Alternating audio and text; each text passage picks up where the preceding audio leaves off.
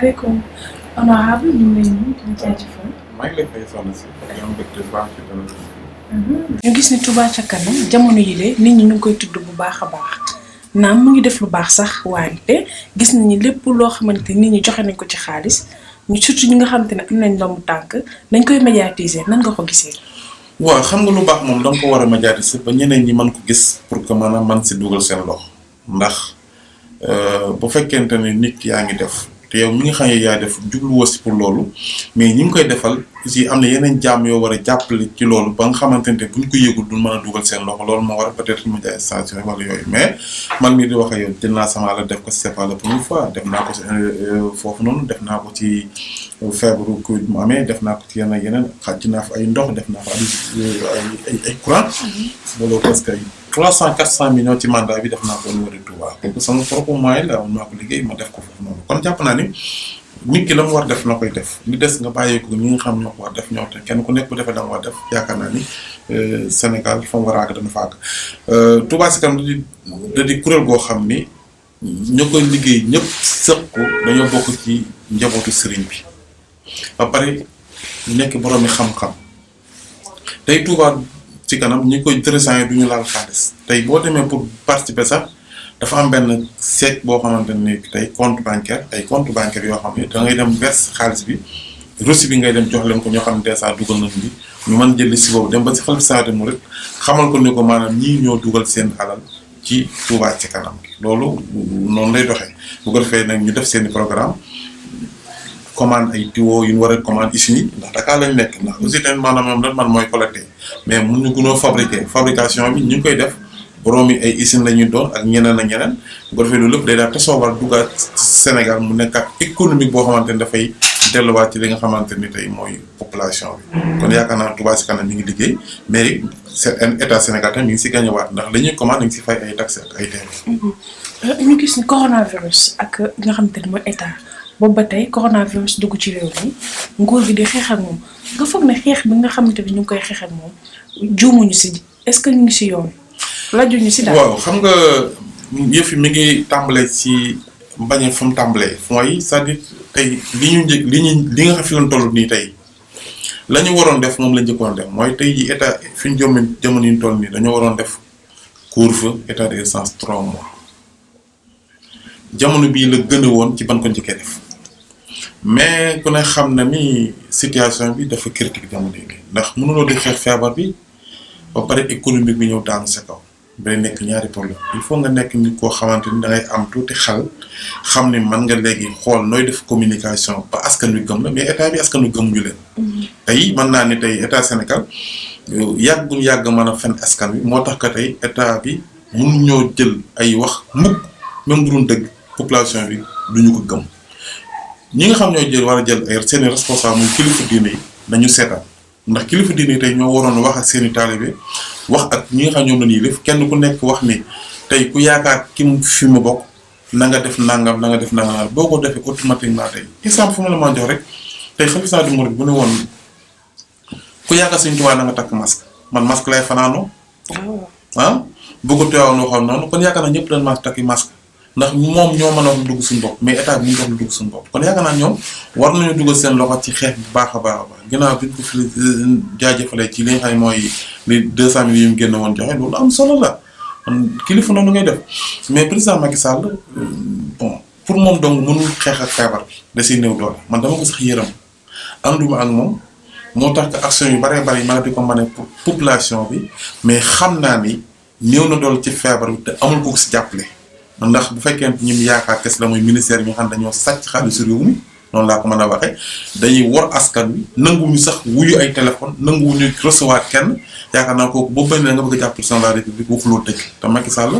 am na ambition malgré que yàlla dogal na fal nañ ko mais li nga xamante ne moom la war a njëkk a def mooy seet ñi nga xam ñoo ko jigal te di ko yàqal mu tàggoog ñoom jéem a xool nit ñu baax ñi nga xamante ñi ngi si dëkk bi mu ànd ak ñoom fexe defar Sénégal 2024 mu mën a dem si jàmm. nga jàpp ni nguur gi dafa lajj coronavirus di dafa lajj 100% ndax lajj gi communication baaxul ndax mënoo chaque jour jëfee ngay génn ay blanc yoo xamante ne yow blanc yooyu ngay génn fan nga def test yi te test bu nekk si coûte presque 35 000 francs CFA kan mooy fay xam nga man laaj naa ko ministre de la santé bi mu ñëwee test bi dëkk na 35 000 nee na si état Sénégal 5 000 lay fay li des subvention ndànk na mais loolu c'est faux du dëgg 65 milliards yi ñu ko jox ana xaalis ba fu mu ko dugal tey jii am na ay médecins yoo xam ne ñuy garab tey hôpital de la Jàmm kenn xamul lu mel ak yeneen ak yeneen communication bi baaxul fi mu doon Touba dem na ko ba nga xam ne def na sax lay test yi bàyyi na ko Touba ndax tey jii nit ki ma ko test ne ko am nga ko mu ne aw ma loo si man da ngay dem si mbedd dinaa kaa nga test la ñi nga feebar dem si hôpital nangutuñu dem si hôpital kon fan ngay fabriquer ay test man bëgg naa moom ñu wax ñu fan lañuy jël test yi moo tax loolu pour mu leeroon en tant que représentant peuple li nga xam moom la moom mooy wax depuis 3 mois déposé naa ay question actualité question orale ak question écrit jëmale ko ci ministère yi nga xamante ñoom la concerné muy Abdoulaye Diouf Sarr ak Mansour Faye ak Amadou Ba ndax dana jox loo xamante ni tey ñoom ñëpp xam na ne jox na leen di bu dee Amadou Ba moo yore 12 milliards virgule 5 diaspora bi mais war nañoo xam liste yi ñu ko jox ñan dëkk bi nag lu mu fa jox ñu xam seen i tur ñun mën a def vérification contact ñoom loolu mooy lu ñu war ba xam est-ce que def nañ ko defuñu ko bu fekkente da nga jël Mansour Faye tey jii 85% amuñu si li nga xam mooy dund bi mais dafa war ñu assemblée leeral ko mais nekk goro njiitu réew mi tax lu la neex nga def ko yor xaalis di ko pasare def ay marché yoo xam amul appel amul dara amul benn contrôle mais boobu da nga saaga askan wi te xaalis bi ñoo ko moom maa nga moomu ko bu fekkee da nga jël tey ministre de la santé tey 65 milliards yooyu noonu tey fan la nga ko dugal ndax dégg na ay marché yoo xam ne da nga ko jox ay restaurants yoo xam ne kenn xamul lu mu doon kon jàpp naa ni lu war a leer dafa bari te aussi président de la république si moom la war a njëkki ndax bu fekkee dañ ko def loi habilitation jox ko assemblée bi 3 mois yi jeexee avant ñuy dem vacances waroon nañu indi loi bi pour ñu xool ko mais fi mu doon ne duñ ko bàyyi bu mois d' octobre lañ ko indiwaat pour ñu mën ko càmbar diggante octobre novembre ordonnance yi nga xam moom la def yaakaar naa yooyu yëpp ay failles yoo xamante ni man li ma koy conseillé mooy mu jéem a dàq gouvernement bi nii wàññi ministère yi tas direction yu bari jéem a xool orientation bu muy def jéem a ànd ak ay nit yoo xam da nga koy wax dëgg ba 2024 xel na bañ a nekkaat si nekk si candidat ndax li tax mooy ñi nga xam ñoom ñoo ànd ak moom ñu si bari xam na ne dañoo lëj yoo xamante ni buñ fi jógee 2024 ñoom danañ jàppale si kaso bi noonu moo tax ñoom mukk lu ñu bëgg Macky Sall jógee fi 2024 dañuy pousse ko pour que moom mu viole la constitution bi wala askan wàcc si mbedd. Macky Sall bu fekkee xelam dafa nekk ci falu déposé waat candidature am 2024. mais loolu mënut a am constitution bi mayutu ko man constitution bi jàng naa ko maa ngi ak moom en tant que vice président commission loi bi jàll Assemblée nationale ci man lay jaar xam naa li xew constitution bi mayu ko benn yoon mu posé waat candidat ndax dafa wax ni ñaari mandat yu tegaloo kenn mënu ko am amul 5 amul 7 kenn mënu def lu ëpp ñaari mandat yu tegaloo moo xam bii 10 la woon moo xam bii 7 la moo xam 3 la ñaari mandat yu tegaloo na jeex na amul sañ-sañ def beneen mandat te moom wax na ko te aussi am loo xam peuple bi nag ñoo koy moomal seen bopp. c'est-à-dire fi mu doon nii li am Côte d'Ivoire am Guinée defe na ni war na am Sénégal mais bu ko bëggee dana nax boppam ndax xam naa ni Sénégal yi moom pare nañu pour jaay seen bakkan te si mën a njëkki. pour Macky Sall 2024 nekk candidat. honorable coronavirus di gën di law ñu dëgmal màggal ak gàmm ban gis-gis nga si am. waaw gis-gis bi ma si am mooy gis-gis boo xamante ni moom la Sénégal yëpp am mooy santé publique ak sécurité publique kenn waru ko caaxaan mais dafa nekk ay daje yoo xamante ni li ma si concerné mooy kilifa yi nga xam ñoo ne si kaw ñoom ñooy war a jël seeni matuwaay ak seen responsable ndax population bi moo ma gën a lépp aar population bi nag wax ak ñi nga war a waxal sàmm aussi tamit li nga xam nga war a sàmm du wàññi dara ci li nga nekk sëriñ bi mooy jël décision heure bu jël décision lu mu jël ànd nañ si. yan relation nga am ak Pape Diop ancien avocat. waaw Pape Diop sama xarit la Pape Diop sama doomu ndey la sama frère la mooy sama leader si parti bi. est-ce que jàpp nga ni mën na nekk candidat. ah oui 2024 mooy gagné ndax coalition la ñuy demee. foo ko teg. fi ma ko teg mooy nit la koo xamante ni tey set na am na xam-xam liggéey li ñu ko joxoon ba pare askan bëgg nañu ko Pape Diop li ma am bu ko boole man li ma am mën naa gagné. benn bés waxoon nga ni que ni ñenn ci tanor yi nga xamante ne ñoo nekk ci opposition bi dañu def deal ak Macky Sall dëgg la. waaw dañuy def deal ak Macky Sall boo taxee gouvernement bi xaw a yéex xam nga ko Union nationale waroon na am après Tabaski bi mais dañ ko suspendre ndax li tax mooy Macky ni mu soxla dëgg-dëgg am ko mooy c'est-à-dire am PDS 100% am opposition bi sama classe gi xam nga am yenn tanoor yu mag yi mais loolu du ko am ndax man dama jàpp ni nit ku nekk da nga war a gore gis nga man bi ma ànd ak Pape Diop yàlla dogal ma nekk si cabinet am nekk conseil spécial nekk Sénat jeex ñu nekk di galère pendant 5 ans jëm 7 mboolem ñu doon liggéey doo Sénat ñëpp bàyyi ko ma ànd ak moom tey nekk naa député te teewul maa ngi ànd sama ngor léegi nag ku mën a muñ loolu est-ce que doo mën a muñ 3-4 ans kon jàpp naa ne am loo xamante ni ñoom dañ ko war a xam mooy ñi àndoon ak Ablaye Wade jaral na lu nekk defal na lu nekk tey bu ngeen xamee Ablaye Wade da trahi doomi Ablaye Wade trahi Sénégal dem ànd ak Macky Sall te Macky Sall ñi nga xam doomu Ablaye du dugg ñoom ñoo si dugal ñoo dugg na Ablaye Wade man nga jël 3e mandat ñoo dugg na Ablaye Wade ndax dégg naa ñoo xam naan sax dañoo war def moom mandat élevé moom nangam naam yooyu yëpp pour maanaam xam ne ñoom li lay intéressé mooy la leen di musal yaakaar naa nit da nga war a am ngor gëm sa bopp gëm askan bi fa ñu nekk nan fa nekk Macky Sall na dem gouverner li ñu war a gouverner ko gouverner ànd ak ñi mu war a àndal ndax tey jii may wax ak yow muy man laa wax de ñëwuma nitu Macky Sall kon lay wut si ñoom nit ki boo ñëwul nitam la nga wut si moom soo ko ñëwuma ko kon yaakaar naa am loo xamante ni il faut que moom mu xam ni Sénégal ñëpp ñoo ko bokk bu wax jotee dinañ wax bu liggéey jot dina dem liggéey en tout cas situation bi ñu toll situation xeex mbas mi la li mu yàq si économiquement kenn xamul lu mu toll te après mbas mooy gën a garaaw te fii may wax ak yow ni travaux yëpp at na ko amuñu maanaam dund gu doy fii ak 2 mois bu dund ñëw Sénégal day am rupture économique fii ak 2 mois bu fekkente ni sax nguur Abdoulaye Daouda Diallo ko néew mi ngi góorgóorlu ñu ngi koy félicité man def am ñoom moom mais nit la koo xam ni mu seere économie bu réew mi jaar na yoon ndax tey boo demee sous région bi am na ay dëkk yoo xamante mun ñoo fay salaire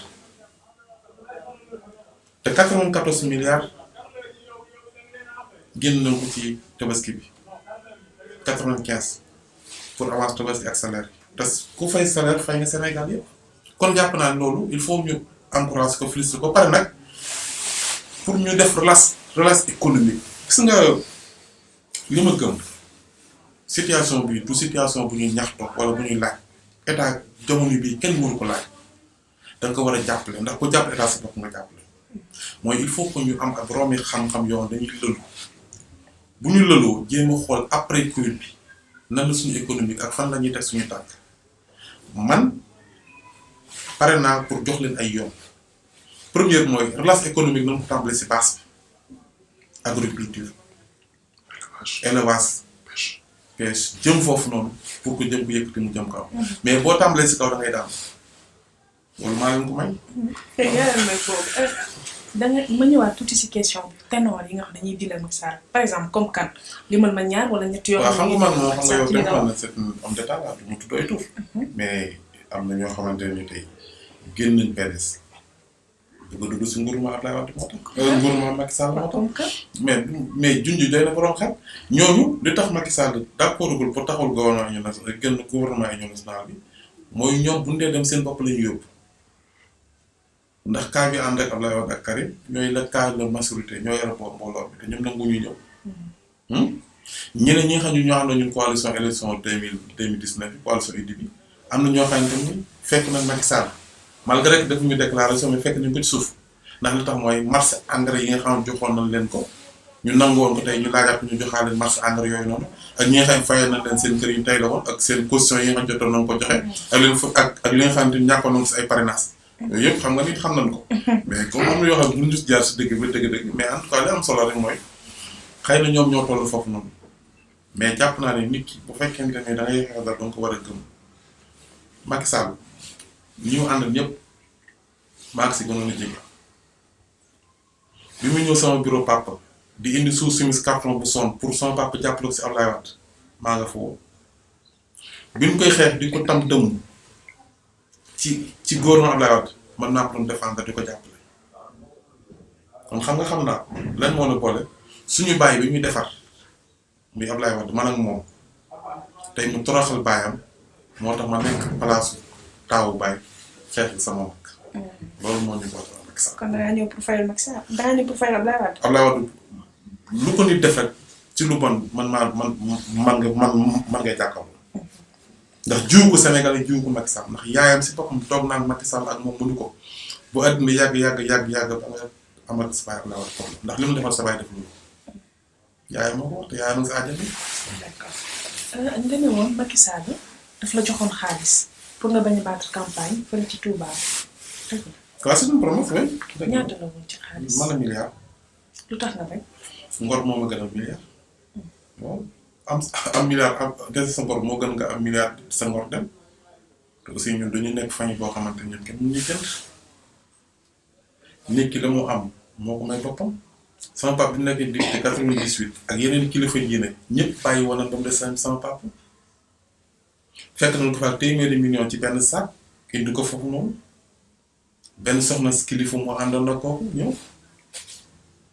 mu woo ñu si kaw étage bi. ñu ubbi xaalis bi mu ne ko nangam wax yam fa war tey sama papa dem na tey jii nekk si loolu ñaari yoon député nekk sénateur nekk vice président assemblée nationale jóge fa bàyyi ñaari doomam tey nekk député kenn ki nekk président groupe parlementaire kenn ki nekk maanaam vice président commission loi mais loolu lan moo ko gën a rëy est-ce que loolu bu ñu demoon doon ko am. balaa ñuy terminer suñu waxtaan honorable su la joxoon réew mi di nga ko gàddu. waaw dinaa ko gàddu. réew mi mu attan naa ko ndax xam naa yoon bi ñuy jaar pour defal ko. ndax bu njëkk bi mooy da ngay am yërmande ci ñi nga xam moom nga jiite yàlla yërëm la mooy première chose ndax yoonu sallallahu alayhi wasallam moo ko jàngale mooy nee na nit ku nekk na mu jiitee réew ma na mu yërëme na mu mel si askanam noonu la sama borom di mel si moom tey boo gisee réew mi tàng si Macky Sall moo am yërmande ci askan bi ba pare jiw ñu teg si ndax moo ko feebar yu bari yëpp ak dee yu bari yëpp ci nguuram la kon jàpp naa loolu yëpp ay jàngat te réew mi dana tàng ci loxoom ndax li koy waral mooy ni mu jote si réew mi ak li mu def kilifa yi ak ñi nga xam ñoom la def ak Ablaye Wade mi nga xamante ne xolam Serigne Saliou moo waxoon ne am na ngërëmul Serigne Touba te am ko am ngërëmul Serigne Touba ñu di la toroxal ki la koy def dana feeñ si yow wala mu feeñ si li nga jiite wala feeñ si ñoom loolu moom maa ngi koy bàyyi. fukki ministre ak ñeent lay fal économique bi dama koy def noo xamante ni tey. kenn du soxla jiggaani si feneen ndax am nañu suuf am nañu ndox am nañ pétrole am nañ gaz am nañ zircon am nañ fer lan manqué mooy ay xel yu ko liggéey xel yooyu da nga leen di yóbbu tàggat leen jàngal leen organiser leen former leen jox leen ñu dem liggéey Sénégal mën a jëm kanam mais xanaa ko moom taña joo gis da ngay mbëkk rek te saxaar bu mbëkk moom ñëppay faatu foofu lañ toll sa remercie. honorable li du si nag bi xaju si cin li ñu ngi lay jaajëfal. en tout cas maa ngi leen sant bu baax di leen rafetlu vraiment. référence action bi Safina Action TV. ci liggéey bu am solo bi muy def. te xam ne Sénégal ñëpp ñoo ko bokk en tout cas ñu ngi leen di encourager pour ñu gën a góorgóorlu dem tey ba mën a nekk ay seen télévision yu mag. te si daal mooy yàlla mayoon ma jël si réew mi naa la jox licence naa leen jàppale.